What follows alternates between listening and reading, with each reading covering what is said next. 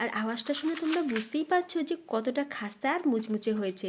বাড়িতে পুজোর দিন হোক বা নিরামিষ দিনগুলোতে, সকালের জলখাবারে বা রাতের ডিনারে অসম্ভব টেস্টি অসংখ্য লেয়ারযুক্ত ঢাকাই পরোটা আজ আমি একদম সহজভাবে তোমাদের বানিয়ে দেখাবো। সাথে থাকবে নিরামিষ ঘুগনি। একবার এই রকমভাবে পরোটা বানিয়ে খেলে অন্য কোনো পরোটা খেতে আর ইচ্ছাই করবে না। নমস্কার, বেঙ্গলি রন্ধনশালার আরও একটা দারুণ স্বাদের রেসিপিতে তোমাদের সকলকে স্বাগত। তো দেখো, সবার প্রথমেই আমি এখানে মটর কড়াই 6 ঘন্টা আগে ভালো করে জল দিয়ে ধুয়ে জল ফেলে দিয়ে পরিষ্কার জলে ভিজিয়ে রেখেছিলাম। তো মোটামুটি দেখো 6 ঘন্টা পর মটরটা খুব ভালোভাবে ভিজে গেছে। এবার আমরা মটরটাকে সিদ্ধ করে নেব অল্প সামান্য নুন দিয়ে। যতক্ষণ মটরটা সিদ্ধ হচ্ছে আমরা ময়দাটা মেখে নেব। তো ময়দা মাখার জন্য এখানে আমি নিয়ে নিচ্ছি 4 কাপ পরিমাণে ময়দা।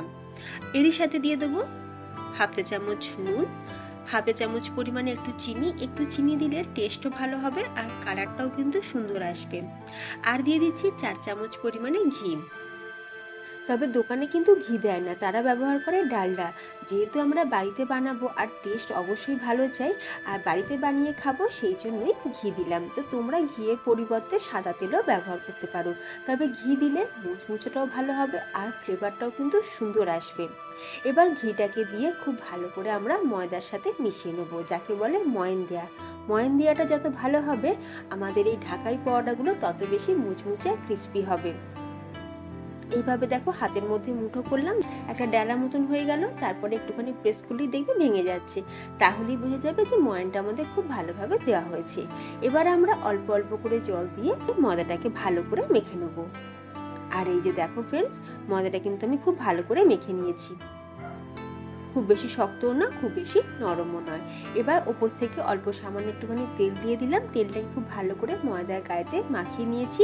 এবার আমরা একটা ভিজে সুতির কাপড় দিয়ে ওপরটা কভার করে রেখে দেবো, যাতে বাইরের এয়ারটা ভেতরে না যায় বা ওপরটা যাতে শুকিয়ে না যায়।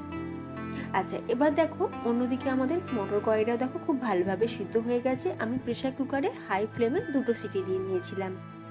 তো মটরটা খুব ভালোভাবে সিদ্ধ হয়ে গেছে। আর এদিকে দেখো এখানে আমি আলু কেটে রেখেছি, ছোট ছোট করে আলু কেটে রেখেছি।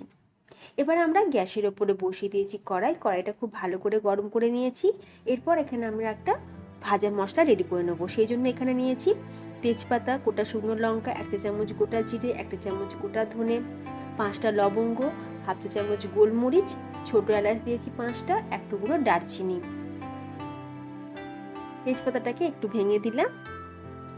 এবার খুব ভালো করে মশলাটাকে আমরা একটু ভাজা ভাজা করে নেব। গ্যাসের ফ্লেমকে অবশ্যই কিন্তু লোতে রাখতে হবে, হাই ফ্লেমে মশলাটা কখনোই ভাজবে না, তাহলে কিন্তু পুড়ে যাবে। দেখো মশলাটা আমাদের ভাজা হয়ে গেছে। মশলাটা আমরা ঢেলে রেখে দিলাম, তারপরে গুঁড়ো করে নেব একটু ঠান্ডা হয়ে গেলে। এবার কড়াইতে দিয়ে দিলাম সর্ষের তেল। আমি ঘুগনিটা বানাচ্ছি সর্ষের তেলে, তবে তোমরা চাইলে সাদা তেলও করতে পারো। তেল খুব ভালো করে গরম হয়ে যাওয়ার পর 2টো গোটা শুকনো লঙ্কা একটু ফাটিয়ে দিয়ে দিয়েছি। আর দিয়ে দিলাম 5 ফোড়ন। দেখো সাধারণত কিন্তু ঘুগনিতে আমরা গোটা জিরে ফোড়ন দিয়ে থাকি, তবে আমি কিন্তু আজকে 5 ফোড়ন দিচ্ছি। টেস্ট কিন্তু খুব ভালো হবে, তোমরা একবার দিয়ে দেখবে। আর এরই সাথে দিয়ে দিচ্ছি হিং 1/4 টিস্পুন পরিমাণে। দেখো যেহেতু এটা নিরামিষ ঘুগনি বানাচ্ছি, তাই কিন্তু হিং দিচ্ছি। হিং দিলে টেস্ট আর ফ্লেভার দুটোই ভালো আসে। তবে তোমরা যারা হিং পছন্দ করো না, তো তোমরা এটাকে স্কিপও করতে পারো। এবার ফোড়নটা ভাজার সুন্দর গন্ধ বেরোনোর পর দিয়ে দিলাম একটা বড় সাইজের টমেটো আর 4টে চেরা কাঁচা লঙ্কা। টমেটো যাতে তাড়াতাড়ি নরম হয় সেই জন্য একটু নুনও দিয়ে দিয়েছি। এবার টমেটোর কাঁচা গন্ধ না যাওয়া পর্যন্ত টমেটোটা ভালো করে কষিয়ে নেওয়ার পর এবার দিয়ে দিচ্ছি 1 চা চামচ হলুদ গুঁড়ো, 1 চা চামচ লঙ্কার গুঁড়ো। ঝালের পরিমাণটা তোমরা তোমাদের স্বাদ অনুযায়ী দেবে। দিয়ে দিচ্ছি 1 চা চামচ পরিমাণে আদা বাটা। সব কিছু মশলা দিয়ে খুব ভালো করে একবার কষিয়ে নেব। আর এই যে দেখো মিনিট 3 পরে মশলাটা আমাদের খুব ভালোভাবে কষানো হয়ে গেছে আর মশলা থেকে তেলও ছেড়ে দিয়েছে। এরপর আমরা আলুটাকে দিয়ে দিলাম। আলুটা আমি একদম ছোট ছোট করে কেটেছি। এবার আলুটা মশলার সাথেও খুব ভালো করে কষিয়ে নেবো। এইভাবে আলুটা যদি মশলার সাথে ভালো করে কষিয়ে নেওয়া যায়, তাহলে দেখবে আলুর মধ্যে মশলার ফ্লেভারটা খুব ভালোভাবে ঢোকে। আলু মশলার সাথে খুব ভালো করে কষিয়ে নেওয়ার পর আমরা সিদ্ধ করে রাখা মটরটাকেও দিয়ে দিলাম। মটরটাকে দিয়ে আরও কিছুক্ষণ একটু ভালো করে নাড়াচাড়া করে নেওয়ার পর এর মধ্যে আমরা দিয়ে দিচ্ছি জল। আজকের এই ঘুগনি বানাবো, তবে খুব বেশি কিন্তু ঝোলঝোল হবে না, কারণ আমরা যেহেতু ঢাকাই পরোটা দিয়ে খাবো, তাই খুব বেশি পাতলা ঝোলঝোল কিন্তু হবে না। তো আলুটা নরম হওয়ার মতন আমি এখানে পর্যাপ্ত পরিমাণে জলটা দিলাম। এবার চাপা দিয়ে আমরা আলুটাকে সিদ্ধ করে নেব। 10 মিনিট পর ঢাকনা খুলে দিয়েছি, আলুও কিন্তু খুব ভালোভাবে সিদ্ধ হয়ে গেছে। আর কয়েকটা আলু আমি এই খুন্তি দিয়ে একটুখানি ভেঙে দিচ্ছি, তাতে করে এই ঘুগনি গ্রেভিটা খুব ভালোভাবে একটু বেশ ঘন ঘন হবে। কয়েকটা আলু একটু ভেঙে দেবে, দেখবে গ্রেভিটা বেশ ঘন ঘন হবে। তো ঘুগনি তো আমাদের রেডি। এবার আমরা এর মধ্যে দিয়ে দেবো একটু চিনি দিয়ে দিলাম, যেহেতু নিরামিষ ঘুগনি একটু মিষ্টি দিলে খেতে বেশ ভালোই হয়। আর দিয়ে দিচ্ছি একটু বিট নুন বা ব্ল্যাক সল্ট, একটু বিট নুন দিলাম যাতে টেস্টটা বেশ চটপটা হবে। আর দিয়ে দিচ্ছি সেই ভাজা মশলা। আর এই যে দেখো বন্ধুরা, মশলা কিন্তু আমি একদম পুরো পাউডার করে ফেলিনি, মশলাটা কিন্তু দানা দানা রয়েছে, আর এরকমই রাখতে হবে। মশলাটা আমি এখানে দিয়ে দিলাম মোটামুটি 1.5 টেবিল চামচ পরিমাণে। মশলাটাকে দিয়ে খুব ভালো করে একবার মিশিয়ে নিলাম। তো নিরামিষ ঘুগনি আমাদের একদম তৈরি। আমি গ্যাসের ফ্লেমটাকে অফ করে দেবো। এবার আমি ঘুগনিটাকে ঢেলে নিলাম একটা বাউলের মধ্যে। তো নিরামিষ ঘুগনি তোমরা এইভাবে একবার বানিয়ে দেখতে পারো, রুটি পরোটা লুচির সাথে খেতে কিন্তু দুর্দান্ত লাগবে। এই যে দেখো ফ্রেন্ডস, কত সুন্দর দেখতে হয়েছে। এখন এটা একটু পাতলা পাতলা আছে, তবে ঠান্ডা হয়ে গেলে অনেকটা ঘন হয়ে যাবে। এবার চলো, এবার আমরা ঢাকাই পরোটাটা বানিয়ে নিই। ঢাকাই পরোটা বানানোর জন্য আমরা তো ময়দাটাকে মেখেই রেখেছিলাম, আরও একবার ময়দাটাকে একটু ভালো করে মেখে নেব। খুব ভালো করে আরও একবার মেখে নিলাম। এবার আমরা ময়দাটা থেকে লেচি কেটে নেব। পারফেক্ট ঢাকাই পরোটা বানানোর জন্য ময়দা মাখাটা কিন্তু বিশেষ গুরুত্বপূর্ণ একটা ব্যাপার। ময়দার যত ভালোভাবে মাখা যাবে, ঢাকাই পরোটাগুলো তত বেশি মুচমুচে ক্রিস্পি আর খাস্তে হবে। তো লেচিগুলো কাটা হয়ে গেছে। এবার আমরা লেচিগুলোকে এরকম গোল গোল করে শেপ দিয়ে নিয়েছি।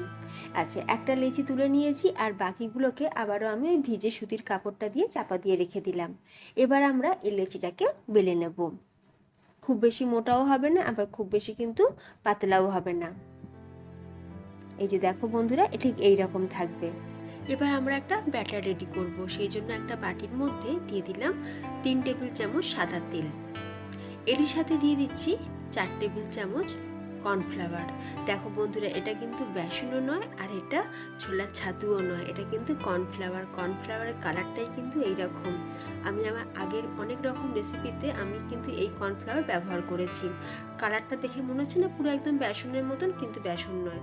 তো এবার কর্নফ্লাওয়ার আর তেলটাকে খুব ভালো করে মিশিয়ে নিয়েছি। এবার আমরা এই কর্নফ্লাওয়ারের ব্যাটারটাই আমরা এই লেচির গায়েতে খুব ভালো করে মাখিয়ে দেবো। পুরো লেচি গায়েতে কিন্তু খুব ভালো করে মাখাতে হবে, মানে কোনো জায়গায় যেন ফাঁক না থাকে। পুরোটা কভার করে দিয়েছি। এবার দেখো, এবার লেচির এই মাঝখান থেকে একটা করে আমি কাট লাগিয়ে দিলাম। দিয়ে এবার দেখো, এইভাবে আমরা একটা সাইড থেকে অন্য একটা সাইডে মুড়তে থাকবো।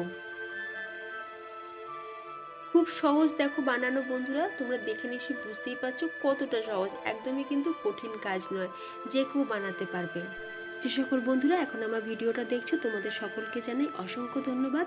বড়দের জানাই প্রণাম, আর ছোটদের জন্য রইল অনেক ভালোবাসা। আরও একটা বানিয়ে আমি তোমাদের দেখাচ্ছি। একটা রেডি করেছি, আরও একটা বানিয়ে দেখাচ্ছি। তো একই রকমভাবে একটা লেচি বেলে নিয়েছি, আর তার উপরে দিয়ে দিলাম কর্নফ্লাওয়ারের মিশ্রণটা। তারপর আবারও আমি একই প্রসেসে মাঝখান থেকে একটা কাট লাগিয়ে দিলাম। এবার আমরা একটা সাইড থেকে আরও একটা সাইডে মুড়ে দেব। এইভাবে রোল করে মুড়ে দিচ্ছি। আর দেখো বন্ধুরা, দেখে মনে হচ্ছে না ওপরটা যে গোলাপি পাপড়ির মতন লাগছে? এবার দেখো লাস্টের দিকে যে অংশটা, এই অংশটাকে নিয়ে আমরা ওপরের দিকটা মুড়ে দিচ্ছি। ওপরটাকে ভালো করে মুড়ে দিতে হবে। এই যে দেখো, হাত দিয়ে একটু ভালো করে মুড়ে দিতে হবে। একটাও লেয়ার কিন্তু উপরে দেখা যাবে না। এই যে দেখো, পুরোটা ভালো করে মুড়ে দিয়েছি। আর দেখতে লাগছে না পুরো ওই যে কর্ন আইসক্রিমগুলো ওই রকম লাগছে, আবার অনেকটা দেখো পানের খিলির মতনও লাগছে। এবার আমরা পেছন দিকটা কেটে নিলাম। কেটে নেওয়ার পর এবার মাঝখানটায় একটুখানি সাদা তেল দিয়ে দিলাম, দিয়ে আলতো হাতে একটু প্রেস করে নিলাম। দেখো, এটাও কিন্তু রেডি। একই রকমভাবে আমি কয়েকটা প্রথমে বানিয়ে নেব। আর এই যে দেখো 10টা বানিয়ে নিয়েছি, 10টা না 11টা বানিয়ে নিয়েছি। এরপর আমরা এগুলোকে বেলে নেব। তো বেলে নেওয়ার আগে আমি প্রথমে হাত দিয়ে একটুখানি শেপটা দিয়ে নিলাম, তারপরে আলতো হাতে কিন্তু বেলনি দিয়ে বেলতে হবে। খুব বেশি কিন্তু চাপ দিলে হবে না, বিশেষ করে মাঝখানটা, সম্পূর্ণ লেয়ার কিন্তু আছে আমাদের এই মাঝখানে, তাই মাঝখানটাতে একদমই চাপ দিয়ে বেললে হবে না, সাইডগুলোকে চাপ দিয়ে বেলে নিয়েছি। এই যে দেখো একটা কিন্তু আমাদের রেডি হয়ে গেছে, আর দেখতেই পাচ্ছ পুরো লেয়ার কিন্তু আমাদের স্পষ্টভাবে বোঝাই যাচ্ছে। একই রকমভাবে আমি যে কটা বানিয়েছি সে কটাকে আগে বেলে নেব। মাঝের দিকটাতে একদম প্রেস করলে হবে না, সাইডগুলোতে প্রেস করে আমরা এটাকে বেলে নিচ্ছি। তো ঢাকাই পরোটাগুলো তো আমি বেলে নিয়েছি, এবার আমরা এগুলোকে তেলে ভেজে নেব। আর ঢাকাই পরোটা ভাজার জন্য তেলের পরিমাণটা একটু বেশি লাগবে। বেশ খানিকটা সাদা তেল গরম করে নিয়েছি, তার মধ্যে দিয়ে দিলাম পরোটা। এবার দেখো তেলের টেম্পারেচার বন্ধুরা অবশ্যই কিন্তু মিডিয়ামে রাখতে হবে, হাই ফ্লেমে কখনোই ভাজবে না। ঢাকাই পরোটাগুলো তেলে ছাড়ার সময় তেলের টেম্পারেচারটা কিন্তু একদম লোতেই রাখতে হবে। এবার অল্প অল্প করে তেল দিয়ে মাঝখানটাতে দিতে হবে, যাতে মাঝখানটা এরকম ছিদ্রও হয়। আর মাঝখানে তেলটা দিলে কি হবে, আমাদের এই লেয়ারের ভেতর পর্যন্ত ঢাকাই পরোটা খুব ভালোভাবে কুক হবে। একটা সাইড হয়ে যাওয়ার পর আরও একটা সাইডে উল্টে দিলাম, অপর সাইডটা উল্টে দিলাম। এবার উল্টে পাল্টে আমরা এটাকে ভেজে নেব। যেহেতু মাঝখানটা ছিদ্র তাই ভেতরে তেলটা ঢুকে যাবে, সেই জন্য আমি দেখো এখানে তেলটাকে একটু ঝরিয়ে নিয়ে তারপর এইরকম একটা ছিদ্রযুক্ত বাউল বা পাত্র আমাদের সবার বাড়িতেই থাকে, তার মধ্যে এটাকে যে দিকটা ছিদ্র আছে সেই দিকটা উল্টো করে দিয়ে দেবেন, তাহলে দেখবি এক্সট্রা তেলটা নিচের দিকে ঝরে যাবে। আরও একটা আমি বানিয়ে তোমাদের দেখাচ্ছি। এইভাবে তেল নিয়ে কিন্তু সমানে মাঝখানটা দিতে হবে, তাহলে মাঝখানটা দেখবে ছিদ্রটা খুব ভালোভাবে আসবে। এই যে দেখো বন্ধুরা, দেখো ফ্রেন্ডস, নিরামিষ দিনে সকালে জলখাবারে বা রাতে ডিনারে স্পেশাল কিছু বানাবে বলে চিন্তা করছো, তাহলে দেরি না করে ঝটপট করে ঢাকাই পরোটা আর সাথে নিরামিষ ঘুগনি রেসিপিটি বানিয়ে দেখতে পারো। পরিবারের সকলে কিন্তু খুব পছন্দ হবে।